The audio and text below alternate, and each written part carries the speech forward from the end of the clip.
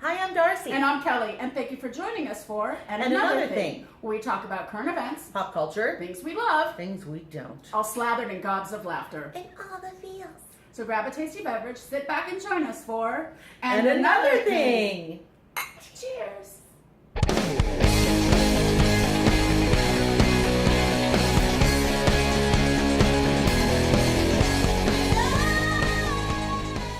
Hey everybody, so this is our last show of the season, and we're going to take a little tiny break to try and regroup and refurbish, Yes. I guess, and see if it's see if we want to come back. Yeah. So, but in the meantime, don't forget to still subscribe to us and follow us on the tweets and the Twitter and the Instagram and Facebook, because hopefully we're going to come back bigger and better than ever. Yeah.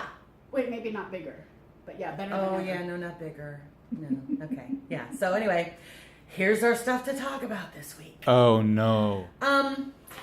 Y'all. Kathy Griffin. Yeah.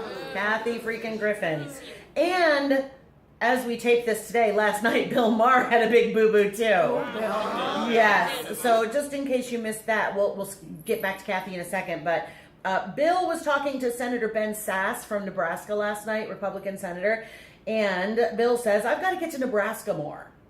Senator says, well, you're welcome. We'd love to have you work in the fields with us. Huh?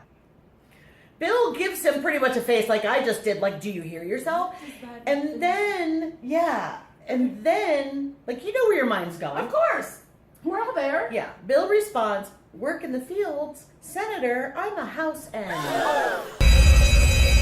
White guy says N-word on national television. And then turns to the camera and goes, no, it's a joke. Right. So now all bets are off. You can say anything you want as long as you say, no, that was a joke. Yeah. I don't know. I know. I It's a mess because, I mean, like, I got where he was trying to go with it. Like, he well, of was course we were all trying thinking to... it to add levity to it. Yeah. To it was an awkward situation. Yeah. But using the N-word, not And the I way feel like he to was add trying levity ever. Ever. If you're white, if you're a cracker, don't do it.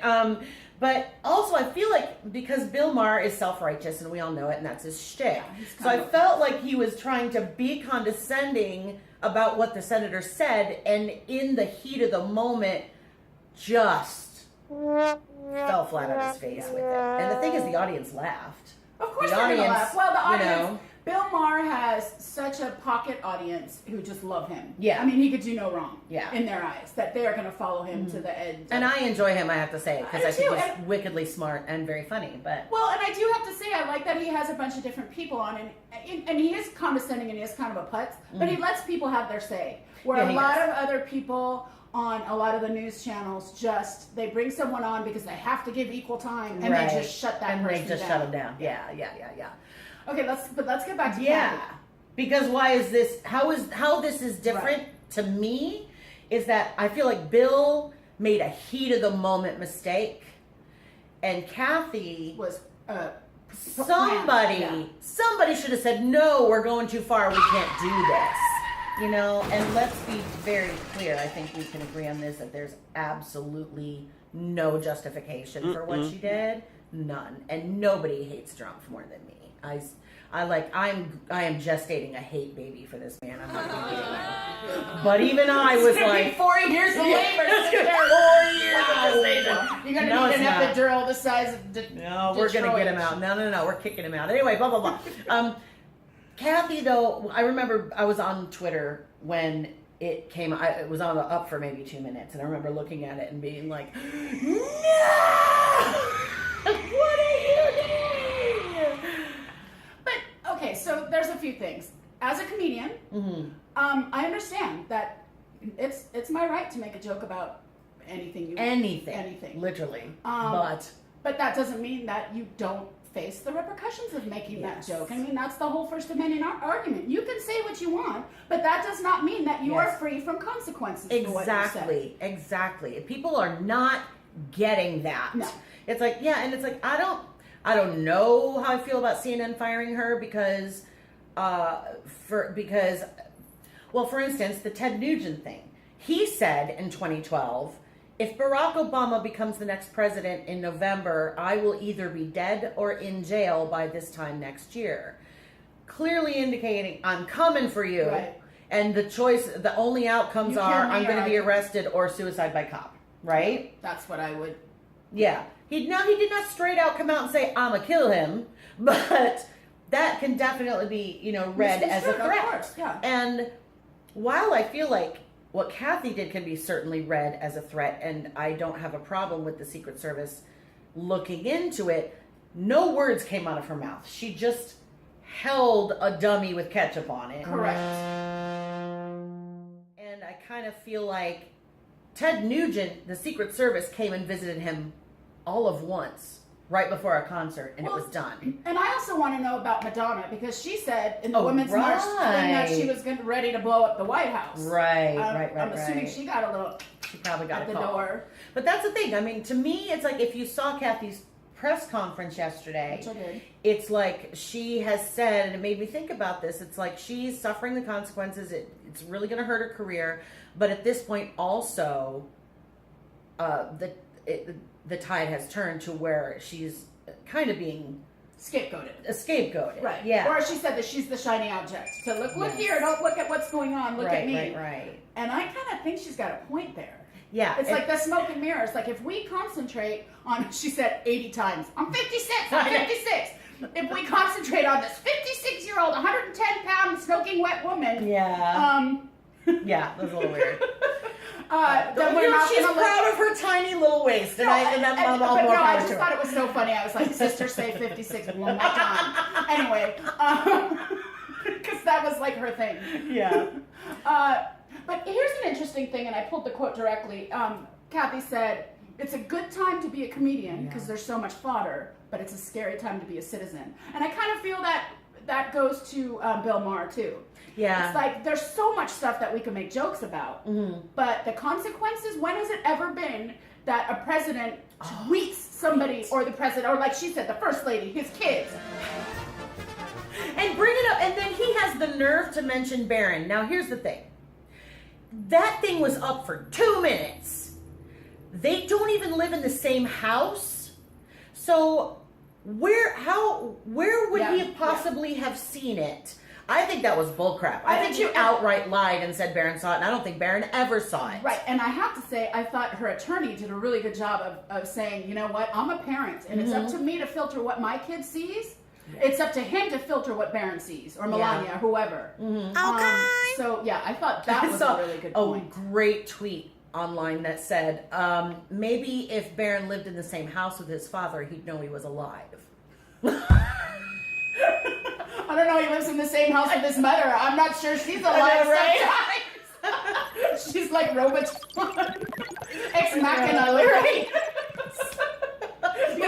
There we robot go. suit. Maybe she's the first AI ever, but yeah, like with Kathy, I'm not sure she should have lost her job simply because I don't think it was fair for Tommy Lahren to get fired simply because she happens to be a pro-choice Republican. And you know how we feel about her. We did a whole segment on her. Yeah, do not like that woman, but I will still stand up for a woman being allowed to speak her mind and being allowed to say I'm pro-choice or I'm pro-life and not being, well, you don't get to lose a job for that. Well, unfortunately, you do. I guess you get to. No, I'm saying. But to me, I think it's ridiculous. Agreed. You know what I mean? Agreed. But that again, that's CNN's choice. If they say this is not the brand we want to put out there, right? Especially when it's something like New Year's Eve. It's something that's special. It's not like she's a in the trenches reporter. Right. Yes. She's fun and frivolous and. I think they have every right. Do I agree with it? No, but I do. They think they have the right. They do have the. I mean, they do have the right. That's America. But anyway, let us just say here's the last thing I want to close on because we're getting a little long in the tooth on this segment here. That's a shock. I know, right? Whoopsie. It's our last show. We can say as long as we want. True. Our very last show. To Kathy is that. Jury's out for me on her brand of comedy. I've never been a fan of shock comedy, and that's what she does. But I'll give her this. That woman has busted her butt to get where she is, and she has hard earned every bit of fame and fortune that she has amassed for herself. And I really hope that even though she made this gigantic mistake and it was horrible and awful and totally inappropriate, I do hope she can recover from this because I have so much respect for how hard she has worked and how she has probably been rejected more than anyone. Right. Anyone. But here's a good lesson. You know? She's always made her own content. Like we do, but she has, like you said, she fought. And she talked about that in the thing too, is that she's done more HBO specials or any than any male She's a comic. record breaker. Yeah. So I do props to you, and I think this is not the end. I hope not. But just maybe rethink maybe comedians think about your boundaries. You know, it's always been dangerous to try to threaten the life of the president. So make fun of him all you want. Just don't wish him dead. There's a line. There's a line. Yeah. Or you're getting a call. Cheers. Cheers. Hey, lady. So for this Hey Lady segment, we asked you for some questions, and this is what happened. Yes. Okay, so this comes from Gilmore from Palm Springs. Woo! Can we come visit you in Palm Springs? Okay. This is an excellent one. Who broke your heart for the first time in a non-romantic relationship situation? Do you want me to go ahead and get that? Okay, very quickly.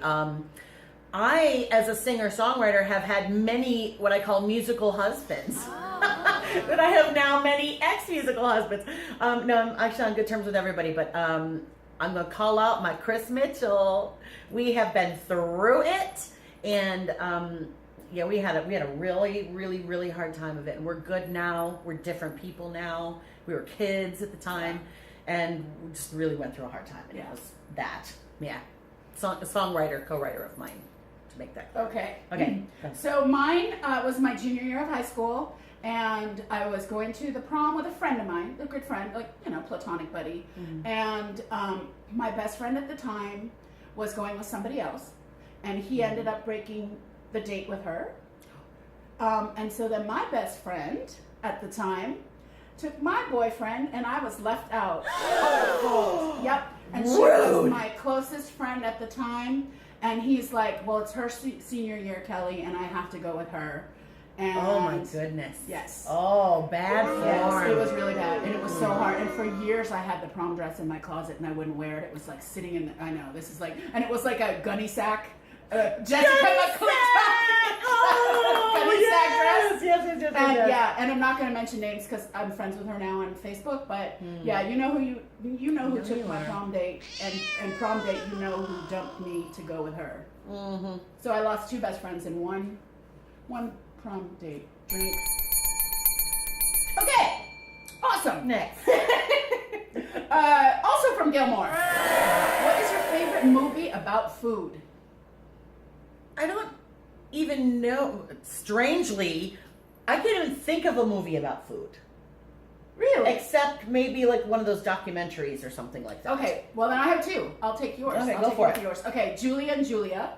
Oh, well, that was duh. That Okay, was fantastic. That made me want to buy a vat of butter and cook chicken in it. And then the other one is The Big Night, which is all about this Italian restaurant getting ready for Louis Prima to come, and they make this big, like, I forget what the name. It's this big pasta pie thing, and it's all about the. Is it a documentary? No, it's no. Oh, it's great, and the soundtrack is fantastic. You would love the soundtrack. I'm an Italian girl. How do I not know about this movie? It's all Italian. Oh, it's in an Italian restaurant. So Big Night. That Check it sounds out. lovely. Yes, it's fantastic. Okay. Okay, and this comes from Ginny in Florida. Yeah, this is an excellent one, Ginny. Yes. If you could go back in time to give yourself advice or encouragement, at what age would you visit yourself, and what would you say? Oh, why did you go ahead with that? Okay, I'm gonna cry. Okay, so I think I started Weight Watchers when I was 8. And was like counting calories and like, I have to give up two vegetables to eat a fruit or whatever. So I think at that point it started the spiral that I'm not enough. And people would praise me when I lost weight, and it's still come full circle. I'm still not 100%, but I would say to like 8 or 10-year-old Kelly, who was feeling like the fattest person ever, and I go back and I'm like, I was a size 10 or a 12, right? I hear that. I hear you. I would say it's okay. You know what? Just figure your stuff out, and hold your head high, and don't let the bastards get you down, because I spent a lot of my life hating myself. I wasted a lot of my life hating myself, and I think I would go like preteen Kelly and say, you know what, it's going to be tough, but it's going to be fine, and you're going to be fine. Yeah. I would too. Definitely, yeah, preteen Darcy for sure. Growing up in a very, in an evangelical household. Gosh,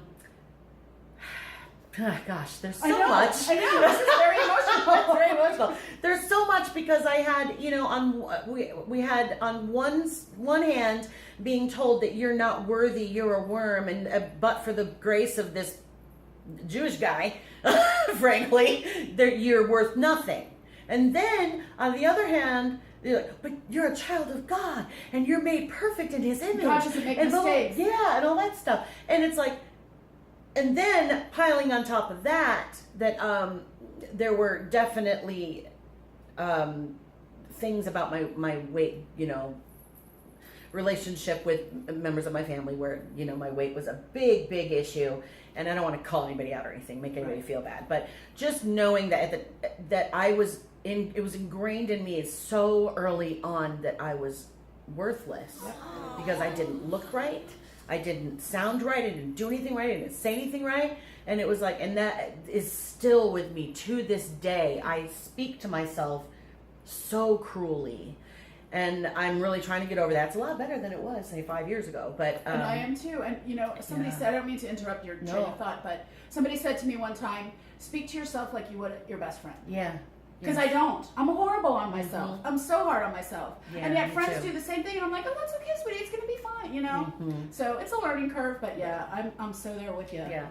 So it's just shedding the shame, constant shame that you actually didn't do anything to earn is where, right? You dared to be yourself in your body. Yeah. Or yourself and your spirituality as well. Thanks, for me. Ginny. So, thanks for that. Way to go, Ginny. No, that was an Cry excellent drink. question. Yeah, cry drink. Do we have time for what, one more? Cry drink. Yes. Okay. This one, we got to give a quick shout out to our Canadian #1 fan, Tiffany. We're going to see you soon, too. I have a book for you. Yes. She said, what country would you visit? We know you're fishing for Canada. Canada. Believe me. We're coming. We might move. Yeah, we'll go to your lake house. It's Yes. pretty. Okay. So then this is from Cheryl Trott. Yes. If money was no object and you could just do whatever appeals to you, how would you be living your life? Oh. I think about this every time I buy a lottery ticket. I would live just really quick. I would have a small house, a reasonable little house on a quiet little street, and I would have a brand new, reliable car. Not fancy. I don't need fancy crap, but something that's brand spanking new right off the lot. You could drive anywhere. Yes, and I would probably build a little studio in my house, so that I could record whenever I felt like it, and have a nice, real, true studio for my voice students instead of teaching in my living room. Yeah. And then save what else I had to travel a lot. See my family whenever I wanted to, and then Hawaii, Italy, France, the bucket list. That's what I would be doing. Yeah, that's good. Okay, so I think about this all the time. I want not a small house. I want a big house, but on a bunch of land. Because I want all the animals. You want your own farm. I want my farm. I want to be able to say, I'll take those Ringling Brother. I'll take 2 of those Ringling Brother elephants to come live with me. Take care of the elephants for you. I just want all the animals, and I also want to in my dream, it's a vineyard, it's a winery, a theater, and animal sanctuary. And she's gonna put her friend Darcy up. That is my dream, Cheryl. If I could do anything, I would have an animal sanctuary with a winery. And you could come drink wine, and maybe I'd call it Elephant Vineyards. And you could come look at elephants while you drink wine and go on your little elephant tour or whatever. That sounds delightful. Yeah. It really does. And I would do an art studio, too. And have room to do art. So, yeah. There you go. That's a dream. Yeah. Thank you, Cheryl, for putting that lovely thought in our heads. Yes. Thank you. That's great. Thanks for sending in your questions, everybody. We have a couple more, and if we come back next time and do another, we'll save them for if a we possible ever do later. show. Yes. Possible show drink. Yay! These are a few of the things that we love. Clink. Yay! Hey y'all, things we love. Real quick. So there's all this drama about demagogue Drumpf pulling out of the Paris Accord. And so for me, I just want to say that the thing I love is all these cities in the United States vowing to continue being in the Paris Accord anyway, whether he says so or not. And the good thing is too is that the people who put it together were smart enough to make it so that the United States cannot entirely pull out of it until 2020. Right. Which was smart thinking. Very smart, yeah. On the behalf of maybe a former president, who knows? But so yeah, it might not be as bad as we think it is, but thank you, America, for stepping up and understanding that we're all in this together. Yeah, and I just want to add really quickly when Yeah. he said I'm doing this for the people of Pittsburgh, not Paris. And then the mayor of Pittsburgh came out and said, "We're not with you." I love that. I loved that. It's like, don't speak for Don't us. put this on us, you moron. Whatever. Sorry. Okay, so a couple very fast thing I love is I love when people tell you, "Please text me when you get home." Yes. That's one of my favorite things. I know we do that all the time when we All have the friends. time. And when you meet somebody new and they're like, "Hey, text me when you get home," I'm like, this is my people. So Yeah. I love that. And also, I love, and I want to give a shout out to Michael and Tony. Our wine today is supplied. It's a Justin Sauvignon Blanc, and it's delish. Delish. So that is our little tasty beverage that we're drinking today from Michael and Tony. And by the way, watch their show Dish It Out. Links will be provided. Wonderful cooking show, and Tony is fabulously funny. And hilarious. And a bunch of us work on it together, and it's a total labor of love, and it's a great show. Yeah, So. much like ours. Yes. And you know who we love? We love you, and thank you for being with us for this whole year of episodes. Yes, our year anniversary would be next month. Yes. If we come back, it'll be a whole year. It'll be 20 a whole episodes. year, and we decided, let's do this, and we did it. Yeah. And we've had a great time. We have. And we're so appreciative of those of you who've been really loyal. And, we'll see. Yeah. We'll see. And if we don't come back, thank you for everything. We've had a lovely time. Yes. Absolutely. Absolutely. Dream!